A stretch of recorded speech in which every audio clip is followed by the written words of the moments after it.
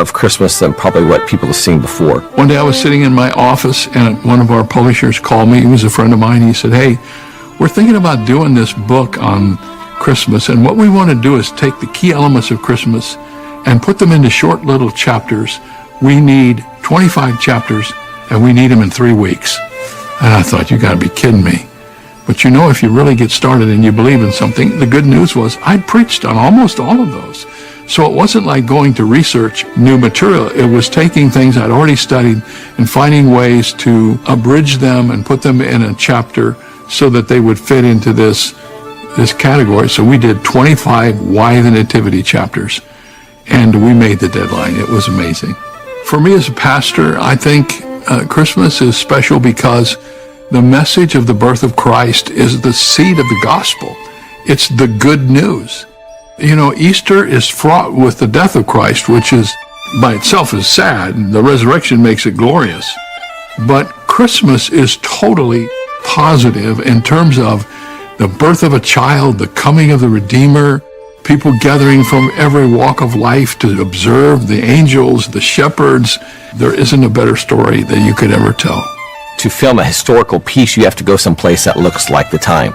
So going back to the first century, and with the sets and the costumes and all that takes to film a first century piece, the scope got quite big, quite fast. But we knew that if we were going to do something that was memorable, we had to, like, over 1,500 people for this show in different areas of Southern California. We have had over 103 named characters on a set. We have had background anywhere from 3 to 75, 80 in any given day. It has been a lot of different people on this backlot and in our locations, putting this whole piece together so it looks believable and it looks authentic. Production's been super cool on this job. We've been able to get cranes, sliders, Steadicam full-time. We have dolly full-time. It's pretty amazing. Multiple cameras, 2 cameras for the whole run of the show. We had a 3rd camera for about 3 weeks of the show. So it's been put together really great. We're just kind of rocking. You can do a lot when you have all the tools and the personnel that know how to use the tools. And that's what Turning Point Studios has basically provided to make this film. Here's the thing, with locations, you know, there's different variables. You get to a location, it might be beautiful, but here are the factors. How hard is it to get equipment in there? And that kind of tells you right there, what are you actually going to use for this? You may not be able to get a dolly in there, so maybe a Steadicam, or maybe it's just sticks and a slider. And then you got to also factor in time of day, you know, because if you can't really light it up, hopefully that sun's going to be backlight for you. And then after that, you know, we got very Western. We ended up in Thousand Oaks, up in the hills, and that was beautiful up there. A couple difficult spots, again, just how do you get equipment into the location? That was always an issue there. Not a major one, but you know, it kind of simplified things. But at the same time, we got some really beautiful stuff just because of that. For example, I wanted to bring a dolly down to this one location. And after scouting it the second time with the key grip, I looked at him and said, nah, this isn't going to happen. Anyhow, one of my camera operators went handheld in there and we got some beautiful stuff. Not planning on doing it that way, but we just did it and it looked great.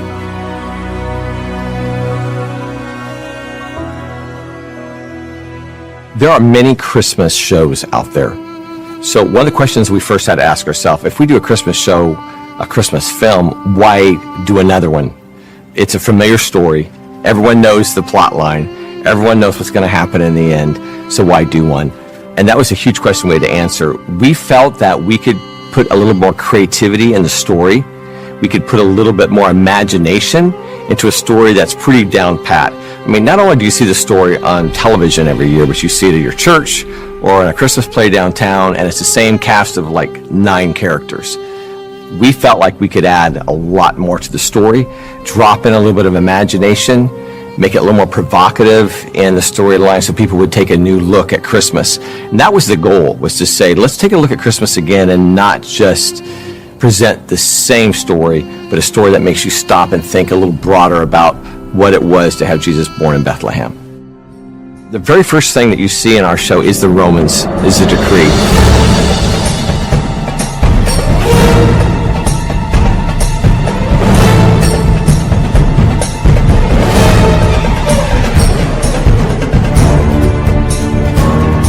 And the Romans continually are there throughout the show to show you there's a tension there's a little bit of our antagonists that show that they're there, they're watching, they're concerned. And it also is a little bit of setting the stage for what will happen 33 years later when Jesus is crucified. It's always a presence in their life. We think that the Romans showed up when Jesus was crucified. They were present in his life from the time he was born to the time he died. They were always around. They were always there, just looming, waiting to take advantage. So I think that is very important for us to show that there is always trouble. There's always unrest. There's always something that we should be concerned about. But when the angel told the shepherds that he would bring peace on earth, he would be the Prince of Peace. So I think that's what we want to do with that tension of the Romans always being around, always watching, and realizing that we are to rise above that. There's one scene when Jesus walks through the town and he doesn't acknowledge the Romans. It doesn't bother him. It bothers everyone else, but not him, because he's overcome all of that.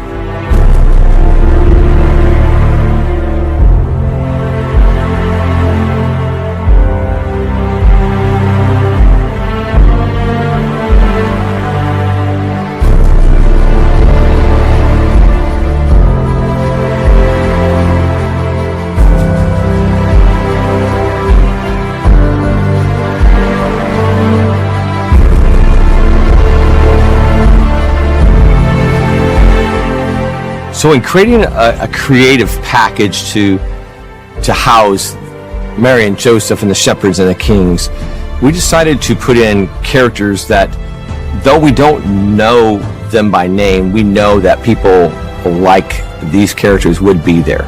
So we have children, we have the kings and families, we have neighbors. We even see characters that we'll actually get to know in Jesus' life as kids early.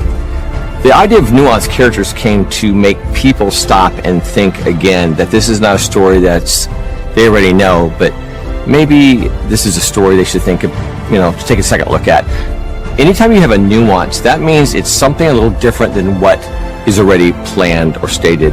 I think a lot of storytelling is adding specific nuances to a story that make you stop and think, I never thought about that. That's possibly the way it went. What would I do in that situation? So our nuanced characters were created to drop in those moments. So you wouldn't just say, oh yeah, Mary and Joseph. Oh yeah, the baby, the shepherds. But to stop and experience Christmas yourself for the first time through the eyes and lives of these nuanced characters. But we also added a lot of nuanced moments that are foreshadowing of what Jesus would have in his life. I can think of a few, like when Mary first comes to Bethlehem, she's sitting at the well waiting for her husband to find a place for them to stay, and as she's sitting there observing the whole town, she notices a blacksmith. He's really tough and mean and angry, and in our story he represents the people who are not welcoming, and he's sitting there in his blacksmith shop working, and what he's doing is making nails, and they're not small nails, they're large nails, and as he's making them, he's tossing them and throwing them to the ground. And he looks up at Mary and she looks back at him, and he throws his last nail, which is the third nail. And so in that moment, it's a nuanced moment that we don't know there's a blacksmith that had an encounter with Mary in the square, but we put that in because when she sees those three nails on the ground, it's a little foreshadowing of things that are going to come in the life of her son. There are sprinkled throughout the show, there are a lot of nuanced moments of symbols and a white horse, flowers, swaddling clothes that are all premonitions of what will happen in the future life of Jesus. Sometimes when you tell a story, the flashing forward or flashing back really helps set the details. And it also makes a story go from just one facet to many faceted aspects of the story. So in Why the Nativity, I decided to drop in foreshadowing of Jesus' life from the baby to seeing himself years later. There's some characters that we see in this show that end up later in Jesus' life, as I mentioned. But the dream sequences and the foreshadowing of things to come in a dream or a vision happen a lot to tie the larger gospel story in of Jesus as a baby. But wouldn't it be nice to understand why Jesus was born? So in that manger scene, we see Jesus have a flash forward of what his life will be, and we see the work of Jesus in healing the sick and welcoming the children and forgiving a woman and even dying on the cross. We don't want to miss that part of why the baby came. So those were put in to say, just a reminder, it's not just about this moment, it's about the start of his whole life. This is the moment that starts what he's about to do. This is the beginning of his mission, not the end of his mission. There was a little bit of concern that we would overshadow the true story, and we have tried not to do that. We've also tried to make all these characters accurate to the time and not add anything that is far beyond, what we could expect. One of the newest characters that was a stretch for me before we researched them was all the different kings and their family. We found out through research and history that kings would never travel by themselves, especially if it's a 2-year, 3-year journey, because they'd be robbed. They would want their families with them. So in this research, we found out that people did take their families, and people did take guards with them. They were in it for a long trip. So in our show, though you've probably never seen kings show up with their whole families, you'll see that in ours. So it's a stretch of what you've seen before, but historically, it's actually probably what truly happened when people would travel. They would take their life and travel with it. Probably the most fascinating aspect of the direction that we received was for the 3 wise men, the kings from the East. That to me was incredibly exciting to research. As a costume designer, we're always concerned with historical accuracy. Now, because of the time period, there are very few visual references that we could actually go off. So, of course, we looked at the various empires that existed, and we're talking about anywhere from, 2nd, 1st century BC all the way to 1st, 2nd century AD. But we looked into the Roman Empire as well as the Persian Empire, some of the ancient dynasties of China. And because the director of the project wanted the 3 kings to be represented in a little bit different way, he was interested in looking into one of the kings to be from China, and we specifically looked into the Han Dynasty, which is an ancient historical period of Chinese history. So there were quite a bit of information, actually. I was surprised myself of how many visual references we had from the period. Also, what was special is that we were not only seeing the kings, the 3 kings, but we also saw their families. And so for each king, we have actually a royal entourage. And the entourage included the king, the wife, the children of the king, as well as servants, guardsmen, horsemen, cameleers, really a big group of people. And we see them in 3 various scenes. We see them in their own homes, when they travel, and also at the end at Bethlehem, when they meet the child Jesus. And so that was really a big portion of the research that we did, is to research into the 3 kings. So in addition to the Chinese king from the Han Dynasty, we also looked at, there's a character that is named King Rashan, and he's from the Persian Empire. So we definitely looked at historical research from the Persian Empire. And then the 3rd king is King Kamari, who comes to us from Africa, and actually more specifically from Central Africa, the Serengeti region. It's essentially, it kind of covers present-day Kenya, a little bit of Ethiopia, Congo. So that was really fascinating to look into ancient cultures from that continent as well.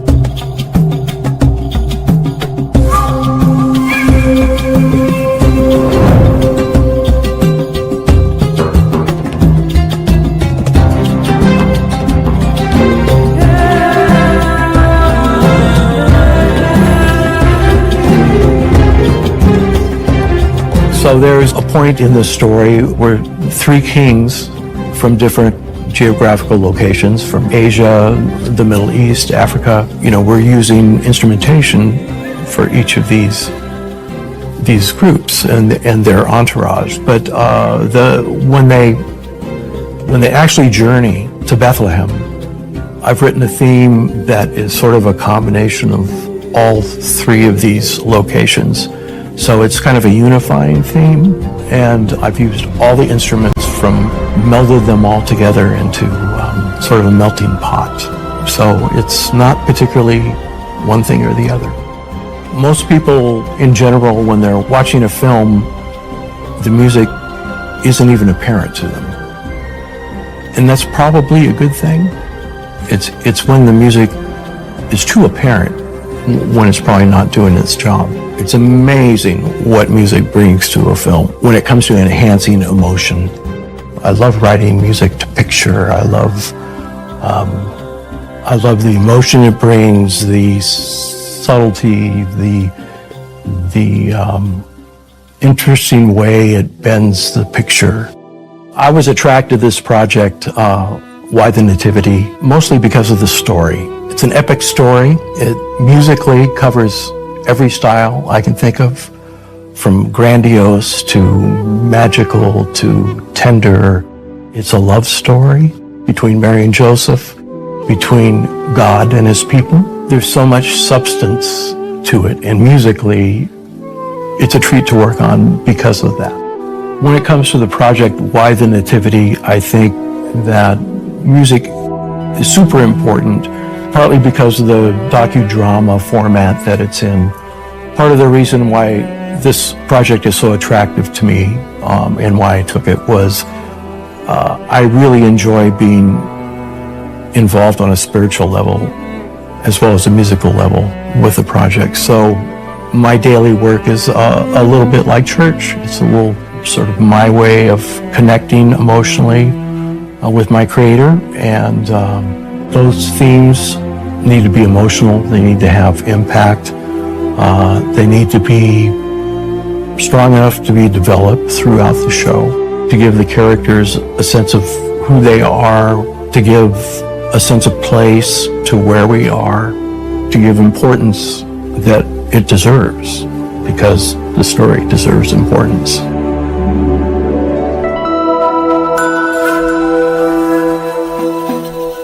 So in creating Why the Nativity, we really wanted to have some themes that the world today could relate to. So love, young love, mission, calling, grace. So we have some themes throughout this show. We think of Mary and Joseph as kids. In Dr. Jeremiah's writings, he brings out that Mary and Joseph were raised in the same little town of Nazareth, so they would know each other as kids. So we see them as kids running through town. We got this crane, it's called a Chapman Zeus. It was built in the 1950s, and it's a classic. We got to talk, and we knew we wanted something out here in the backlot that could be fast to get high angle shots. That came up. Turns out they have a Steadicam platform for it. We found that out, and then instantly it's like, hey, we should try some Steadicam walk-offs.